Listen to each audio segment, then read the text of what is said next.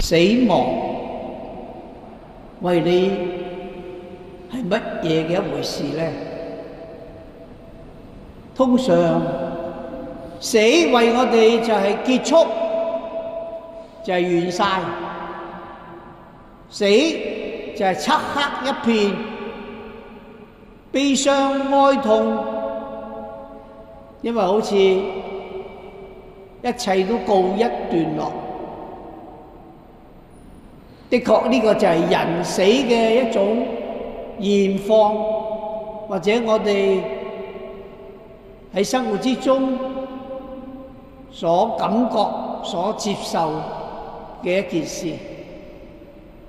所以琴晚禮儀嘅開始，亦都係漆黑一片，象徵咗主被釘喺十字架上之後埋葬喺墳墓，整個大地都係漆黑一片。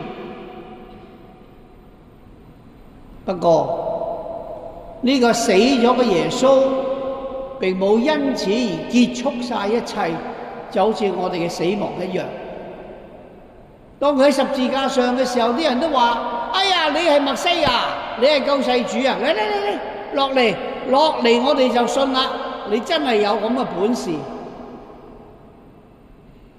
你喺你嘅生活入邊有冇或多或少都好似啲群眾咁問過耶穌：如果你真係天主，你真係咁叻咁本事，你可唔可以做一啲嘢咧？甚至呢排有人問：既然天主係全能嘅，係仁慈嘅，點解呢個世界仲有戰爭？咁多無辜嘅細蚊仔同婦孺都要死，點解呢個世界會搞到咁混亂？點解呢個天主唔做嘢嘅？同出一轍，喺我哋嘅內心對主嘅信靠只係問號、質詢。耶穌有冇落到嚟啊？好似冇，繼續喺十字架上，然後斷埋氣添，死咗，所以啲人好失望，走晒，連跟隨佢啲門徒都唔知去晒邊。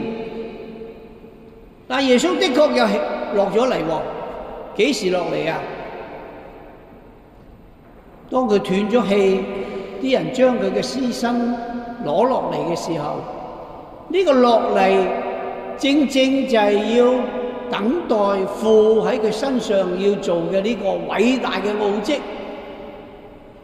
呢個奧蹟就係而家我哋面前睇到嘅，你知唔係蠟燭啊？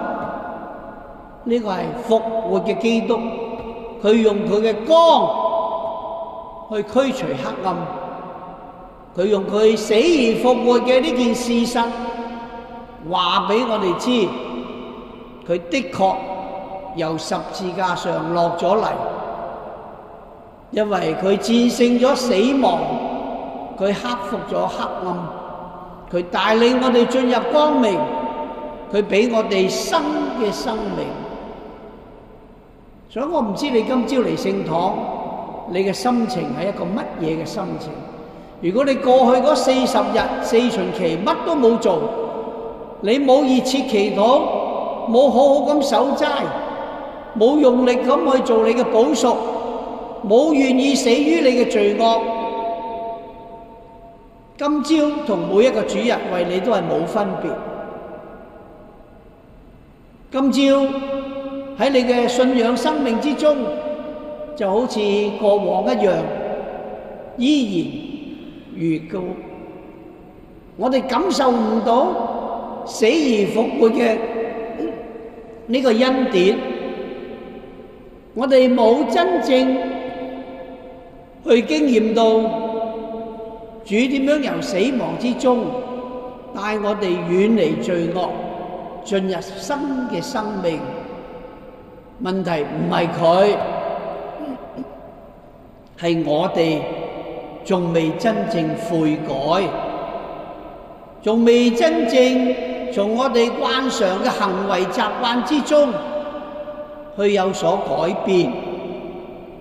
我哋諗嘅嘢，我哋做嘅嘢，或多或少都係依然故我。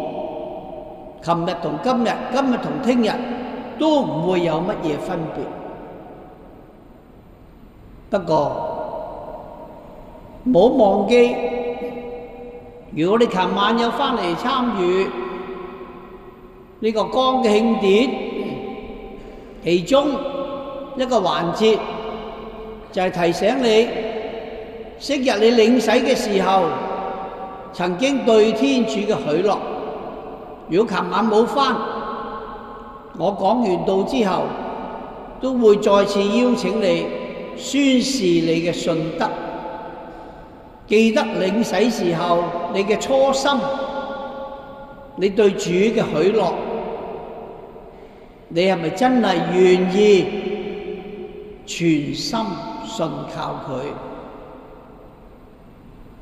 人係軟弱冇用，人係時常生活喺黑暗之中，睇唔到出路，睇唔到希望，睇唔到光明。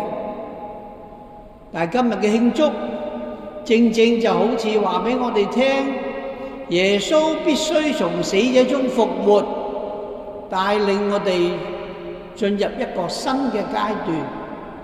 我哋將會擁有一個新嘅開始，新嘅生命，因為舊嘅一切已成過去。喺我哋面前嘅就係我哋對主全心信靠，接受呢份信仰，跟隨佢嘅決心。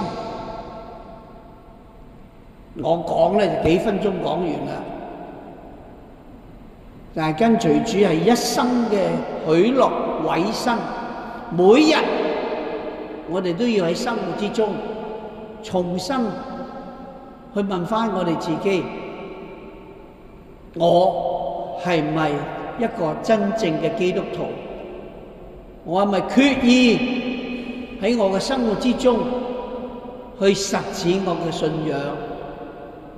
我係咪願意按照主俾我教導嘅方式去活出呢一份嘅救恩，活出主為愛我而死嘅呢個恩典，好使到我能夠充滿愛嘅能量。祈求復活嘅主祝福我哋今日嚟到聖堂嘅每一位，帶領我哋，使到我哋能夠真正獲得佢復活帶嚟俾我哋嘅平安。